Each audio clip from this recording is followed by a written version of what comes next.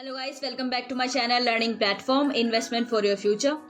जैसा कि आपको पता है कि इस चैनल पर हम समय समय पर आर्ट स्ट्रीम से जुड़े स्टूडेंट्स के लिए नए नए वीडियोस लाते रहते हैं। इस चैनल पर एमए हिस्ट्री फर्स्ट ईयर के लिए एक प्लेलिस्ट अलग से शुरू की गई थी, जिसको आज हम कंटिन्यू करते हुए MHI 1 की यूनिट 8 को समझेंगे। और यूनिट 1 से लेकर यूनिट 7 तक की पिछली वीडियोस का लिंक आपको डिस्क्रिप्शन बॉक्स में मिल जाएगा। इसलिए मेरी आपसे रिक्वेस्ट है कि यदि आप इस चैनल पर नए हैं तो चीजों को बेसिक रूप से समझने के लिए शुरुआत से लेकर अब तक की सारी वीडियोस भी जरूर देख लें। आज हम बात करने वाले हैं पेपर 1 यानी कि MHI 1 के यूनिट 8 की, जिसका नाम है लेखन और कलात्मक अभिव्यक्ति। चलिए फिर बिना देरी किए वीडियो की शुरुआत कर लेते हैं।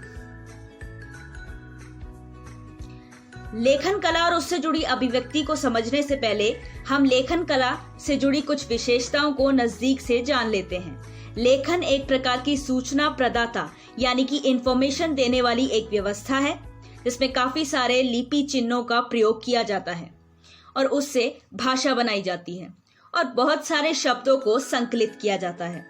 कई बार ये ध्वनि पर आधारित होता है और कई बार प्रतीक चिन्हों पर, और अंत में इससे एक अर्थ निकाला जाता है जिसके कुछ मायने होते हैं। अपने समय में लेखन कला जब शुरुआती दौर में थी तो इसे प्रौद्योगिकी यानी कि तकनीक के रूप में देखा गया, जिसने लगभग उस समय के कार्यों का काया पलट ही कर दिया। शुरुआत में लेखन कला से जुड़े कार्य को मिट्टी, दीवार और पेपिरस पर किया जाता था, पर आज तो हमारे पास कागज उपलब्ध है। हालांकि कागज का भी दुरुपयोग नहीं करना चाहिए, जो कि हमारे एनवायरनमेंट की सुरक्षा से जुड़ा मुद्दा है। लेखन से जुड़े कार्य को बहुत महत्व दिया जाता था और इसी कारण उस कार्य को करने वाले को वयस्क होना और विशेषज्ञ होना भी बहुत जरूरी था। हमने 4 तरह की सभ्यताओं की बात की थी। इसमें हड़प्पा, मेसोपोटामिया, मिस्र और चीन शामिल किए गए थे। एक एक करके इन सभ्यताओं के लेखन कार्य से जुड़े विशेषताओं को समझते हैं। हड़प्पा की बात करें तो हड़प्पा में लेखन कला सभ्यता जब तक विद्यमान थी तब तक अपना अस्तित्व बनाए हुए थी, पर जैसे ही सभ्यता का विघटन हुआ यानी कि डिक्लाइन हुआ, उसी के साथ ही लेखन कला से जुड़े तत्व भी विलुप्त हो गए। मेसोपोटामिया की बात करें तो यहाँ सुमेरिया और अक्कड़ी भाषा बहुत अधिक प्रचलन में थी, जो इस बात का सबूत है कि यहाँ की लेखन कला की विशेषताएं अपनी चरम सीमा पर थी। मिस्र और चीन की लेखन कला से जुड़ी विशेषताएं लगभग एक समान है। मीन्स यहाँ पर हर शब्द के लिए एक अलग चिन्ह निर्धारित किया गया। तो इस प्रकार से हमने शॉर्ट में चारों सभ्यताओं की लेखन कला से जुड़ी विशेषताओं को जाना। अब बात करते हैं मेसोपोटामिया में लेखन कार्य की। ऐसा माना जाता है कि अन्य सभ्यताओं की तुलना में यहाँ साक्षरता सबसे पहले आ गई थी, यानी कि यहाँ के लोग सबसे पहले पढ़ने लिखने की व्यवस्था की ओर अग्रसर हो चुके थे और इसीलिए यहाँ पर गणित और खगोल शास्त्र तुलनात्मक रूप से अन्य सभ्यताओं से पहले विकसित हो गया था। अब इन विशेषताओं के साथ मेसोपोटामिया को अलग अलग सेक्टर्स में बहुत फायदा हुआ।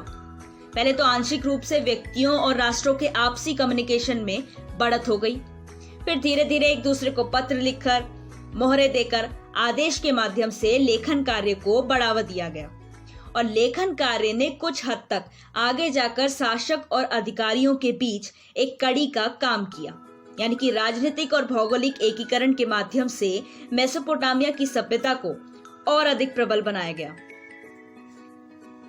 आगे बढ़ते हैं।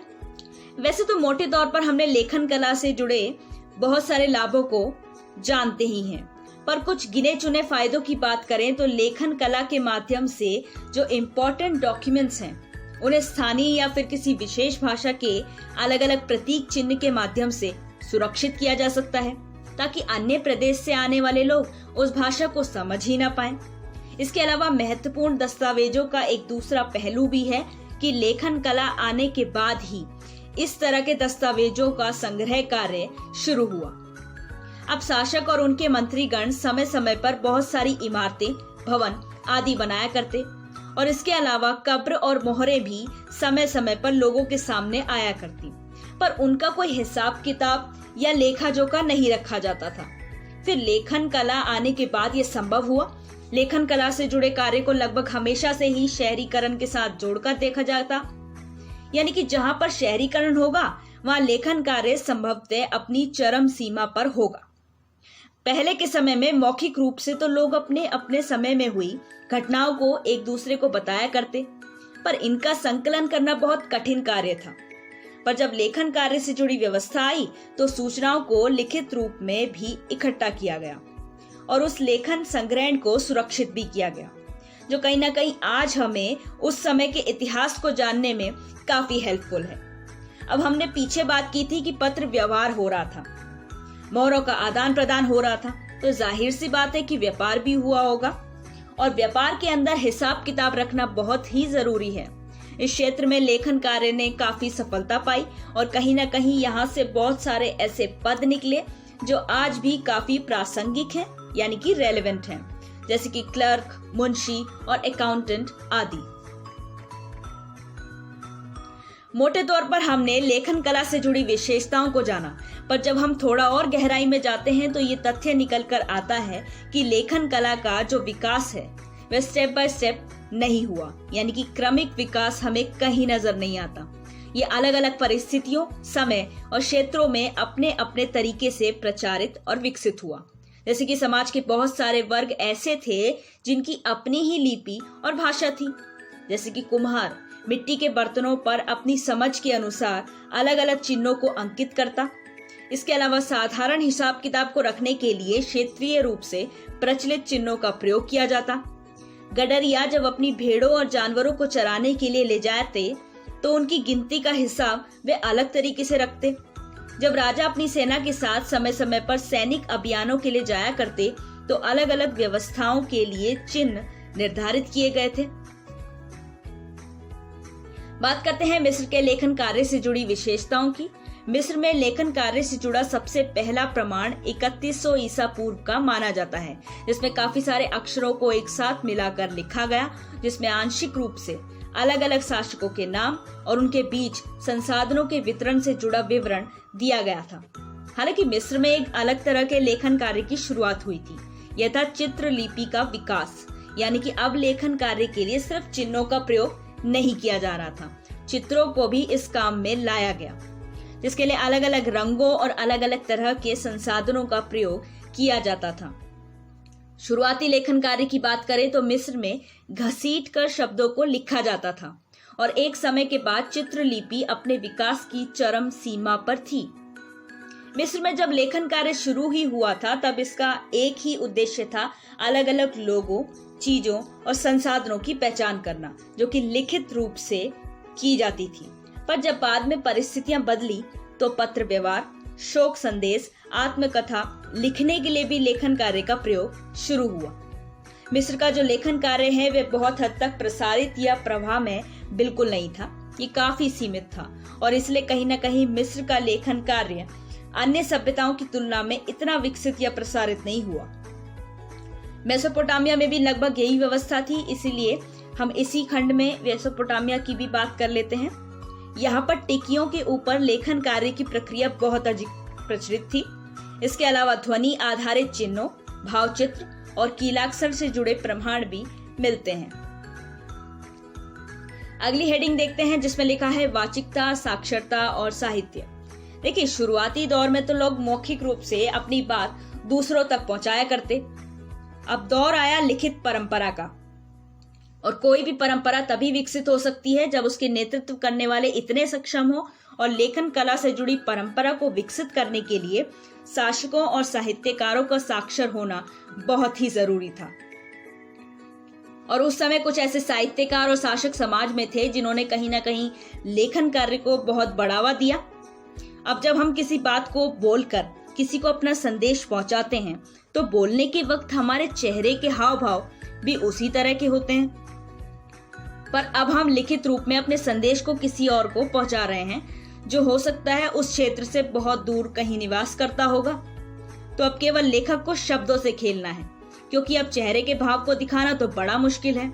तो इस तरह की विशेषताएं भी समय के साथ विकसित होना शुरू हुई।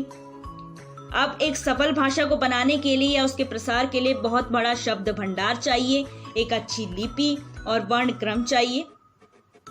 तब कहीं जाकर एक अच्छे खासे लेखन कार्य के प्रमाण आपको मिल सकते हैं। उस समय शासक वर्ग या फिर उच्च जाति के वर्ग जो लेखन कार्य करते थे, उनका लिखित विवरण तो आज हमें आसानी से मिल जाता है, परंतु अन्य लोगों के द्वारा लिखे गए लेखन कार्य को कहीं ना कहीं दरकिनार किया गया और आज की डेट में इस तरह के प्रमाण मिलना भी मुश्किल है, जो कहीं ना कहीं एक लापरवाही को दर्शाता है, जो कि उस समय के शासकों ने एक तरफा प्राथमिकता को दर्शाने के लिए की। पर एक सकारात्मक पक्ष देखें तो लेखन कार्य को बढ़ावा देने के लिए मेसोपोटामिया में एक विद्यालय की स्थापना की गई थी और वहां आने वाले विद्यार्थी अलग अलग चीजों पर जैसे मिट्टी, पत्थर और पत्ते पर लिखकर लेखन कार्य का काफी अभ्यास किया करते, जो कि प्रमाण स्वरूप हमें मिलते हैं। अभी छोटा सा और मुद्दा है दृश्यात्मक संप्रेषण का। अब आप कहेंगे कि ये भारी भरकम शब्द किस चिड़िया का नाम है। अलग अलग चित्र और दृश्यों के माध्यम से जो कम्युनिकेशन सेटअप बनाया गया उसे ही दृश्यात्मक संप्रेषण कहा जाता था। जब हम चित्रों को देखते हैं तो उसमें कई अलग अलग तरह की मुद्राएं और भाव देखने को मिलते हैं, तो अलग अलग परिस्थितियों को दर्शाने का काम करते हैं और फिर वहां हमें लेखन कार्य की आवश्यकता नहीं पड़ती। इसके अलावा रंग, पट्टिका और अन्य चीजों पर चित्रों की अलग अलग श्रृंखलाएं उस समय की चित्रों से जुड़ी विशेषताओं को अच्छे ढंग से प्रकट करती हैं। अब बात करते हैं हड़प्पा सभ्यता की, जिसकी हमने शुरुआत में ही बात की थी। सभ्यता के अंत होने के साथ ही यहाँ के लेखन से जुड़े तत्व भी समाप्त हो गए थे, पर कहीं ना कहीं लेखन कार्य और चित्रण कार्य तो हड़प्पा सभ्यता में विद्यमान था ही। हड़प्पा सभ्यता में लेखन और चित्रण कार्य से जुड़े जो स्रोत हैं वे मुख्य रूप से मोहरें मानी जाती हैं। एक प्रमाण के अनुसार हमें हड़प्पा सभ्यता से जुड़ी 100 प्रकार के चित्र मिले हैं, जिसमें अलग अलग जानवर और जीव दर्शाए गए हैं, जो कहीं ना कहीं सामाजिक प्रतीक, वंश और कबीलों को प्रदर्शित करती हैं। लेखन और दृश्यात्मक चित्र का आपस में कोई संबंध हड़प्पा सभ्यता में नहीं माना जाता। हड़प्पा सभ्यता की लिपि की बात करें तो वे आज तक पढ़ी ही नहीं गई, पर हाँ, प्रतीक चिन्ह और लेखन कार्य में आंशिक रूप से कुछ तालमेल जरूर दिखता है। हाँ, मेसोपोटामिया शासकों की मूर्ति और चित्रण कार्य भाव और उस समय की परिस्थितियों को काफी सटीक ढंग से दर्शाती हैं। इसी के साथ ही ये वीडियो यहीं समाप्त होती है। आई होप आपको ये वीडियो और इस चैनल से जुड़े कंटेंट पसंद आए, तो बस चैनल को लाइक, शेयर और सब्सक्राइब करना ना भूलें और हाँ, सब्सक्राइब बटन के बराबर में दिए बेल आइकन को भी जरूर दबाएं, जिससे आपको आने वाली सभी नोटिफिकेशंस समय समय पर मिलती रहें और अपने फीडबैक कमेंट सेक्शन में जरूर लिखें।